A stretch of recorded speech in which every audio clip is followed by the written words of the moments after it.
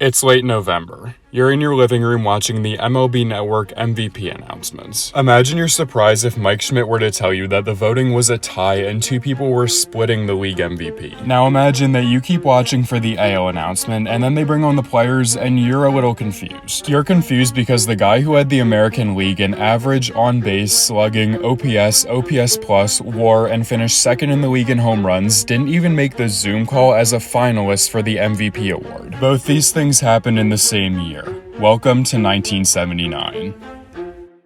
For a player as good as he was in his prime, Fred Lynn's name does not get talked about nearly as much as I think it should. Here's a stat to show you just how special of a talent Fred Lynn was. In the history of Major League Baseball, only two players have won a Gold Glove, Rookie of the Year award, and MVP in the same season. Their names were Ichiro Suzuki and Fred Lynn. Even if you remove the Gold Glove as a qualifier, the list of players to win an MVP and Rookie of the Year in the same season is still just Ichiro and Lynn. This means that in Fred Lynn's rookie season, he was doing things that have only been done before or since by a 28-year-old rookie who's also a future Hall of Famer and had already played 9 seasons of Japanese Pro Ball. This is one of the more impressive starts to a career that the game has ever seen, and it started even before that rookie year. In 1974, Lynn became about as successful a September call-up as you could reasonably hope for. In his 15-game cup of coffee with Boston, Lynn hit .419 with 2 doubles, 2 triples, and 2 home runs. The next year, in his first full big league season, the 23-year-old Lynn led the American League in slugging, OPS, and doubles, led his Red Sox to the World Series, and swept every major award. After the following 3 seasons featured 3 All-Star appearances but just one 25th place MVP finish, Fred Lynn decided to make the American League into his personal punching bag in 1979. That year, Lynn swept the league lead in batting average, on-base percentage, slugging, OPS, and OPS plus, finished second in home runs, landed third in total bases and doubles, and was widely regarded as the best defensive outfielder in the American League. This all culminated in a league lead in Baseball Reference wins above replacement, with the only player finishing within 1 win of Lynn being future Hall of Famer George Brett. To put it simply, 1979 Fred Lynn was the best player in the American League, and with the exception of one of the greatest third basemen to ever live in his prime, it really wasn't all that close. Even Brett's case for being up there with Lynn is honestly not great. While the two were close in wins above replacement and batting average, Lynn's ability to draw more walks and hit for more power led to a sizable advantage in both OPS and OPS plus. With Brett as his primary competition and having led his Red Sox to 91 wins, Lynn could have logically expected to have an easy stroll to his second MVP award. Fred Lynn did not win the MVP that year though. He finished in 4th.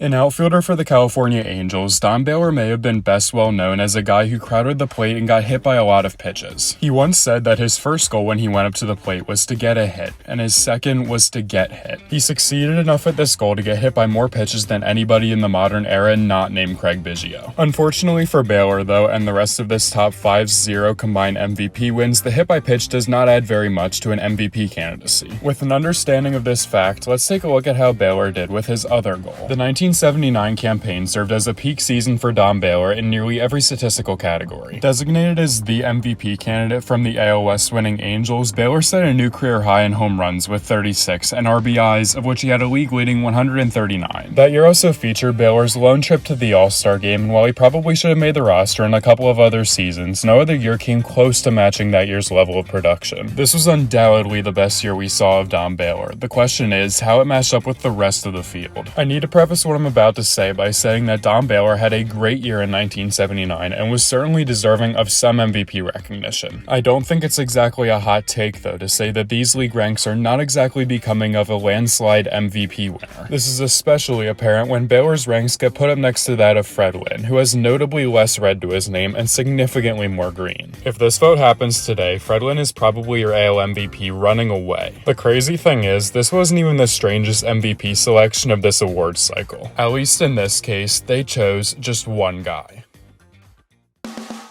For two players who both played first base, there are very few similarities to be found between the two men in the running for the 1979 National League MVP award. Entering his 19th season as one of the greatest athletes to ever play professional sports in Pittsburgh, Willie Stargell had long since made himself synonymous with Pirates baseball. One of the most dangerous power threats of his era, he entered 1979 already 429 home runs into his Hall of Fame career. Come that season, he was entering his final year as the cornerstone piece of the Pirate lineup. While he would play 3 more seasons, at age 39, 1979, the 79 campaign was the last in which Stargell would play over 100 games. Over in St. Louis, meanwhile, at age 25, Keith Hernandez was in almost the exact opposite stage of his career. He was in the midst of his first of 5 All-Star seasons, and that year would earn his second of 11 Gold Glove awards. Hernandez, who is considered arguably the greatest defensive first baseman to ever live, did most of his damage at the plate through the gaps. This is in direct contrast to Stargell, the big home run hitting slugger who was far from known for his defense. A statistical comparison of the two proves to be interesting considering how differently they did things. Stargell hit 32 home runs in 1979, and while Hernandez hit just 11, he also led the league in batting average and doubles. While Stargell hit almost triple the home runs and had a higher slugging, Hernandez recorded 19 more extra base hits. Those 11 triples, by the way, are really impressive, especially for a first baseman. That number put him 5th in the National League that year, and if done today, would have led the majors in every season since 2018. The young Hernandez also missed just 1 game all year, while the elder Stargell missed 36. Hernandez also has a slight edge in both OPS and OPS+,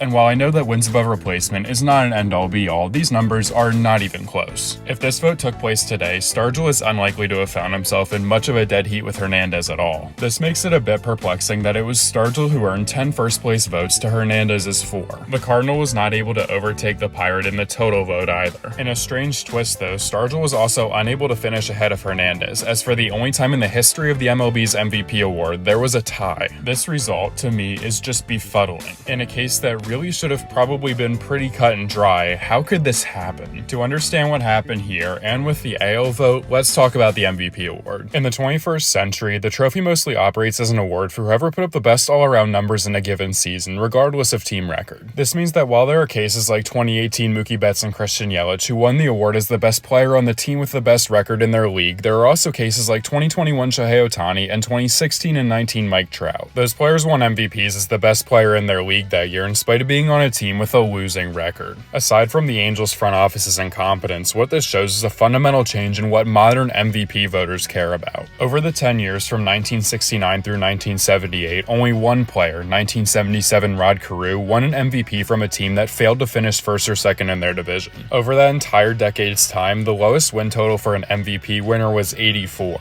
Compare that to the last decade, where there have been 10 MVP winners from teams with worse records than that. As Joe Posnanski put it in a 2019 article, in 1979, the award usually operated as a storytelling device. It was more of a narrative award than a best player in the league that year award. Who were the two biggest team stories that year? The 79 Angels culminated a 6-year rise from the cellar of the American League to earn their first playoff berth in franchise history, while Pittsburgh rode Stargell's leadership and We Are Family all the way to the World Series. It would be expected that, more likely than not, the MVPs would probably come from those two teams. What this explains is why a Pirate and an Angel were 2 of the 3 79 MVPs, but what it doesn't really explain is why it was them. From the perspective of a 70s MVP voter, Baylor as the AL leader in RBIs and Stargell as the Pirate leader in both spirit and home runs seem like natural choices. With the benefit of hindsight though, we can see that neither of these guys was the best player on their team or really all that close. Don Baylor and his 3.7 BWAR ranked 6th on the 79 Angels. Stargell on the Pirates came in 9th. If we make ourselves 1979 MVP voters and go with the criteria that the MVP has to be a Pirate and an Angel, who do we vote for? In the American League, our choice is Angel second baseman Bobby Grich, the owner of 30 home runs, a 903 OPS, and an Angel leading 6 WAR. Grich finished 8th in the real-life 79 MVP voting and roughly matched Baylor's offensive output as a second baseman. The main difference came defensively, as Grich played a plus second base for California, while Baylor put up an unsightly negative 2.4 defensive WAR as a corner outfielder. For two players with virtually identical offensive stat lines, the difference in defensive value makes Grich definitely the more valuable player. For one more stat to show you just how valuable Bobby Grich was in 1979, I present you championship win probability added. Grich led the league in this stat in 1979, and honestly, what could be more valuable than being the player who adds the most to his team's chances of winning a championship? Over in the National League now, the Pirates already had the reigning MVP on their roster with Dave Parker. While he didn't quite live up to his hardware-earning 1978, 1979 still earned Dave Parker a 10th place MVP finish. If we're gonna give the modern-day 1979 NL MVP to any Pirate, it's Dave Parker, who finished with a better average, OPS, OPS+, extra base hit total, and WAR than Willie Stargell. Parker also was his league's leader in championship win probability added.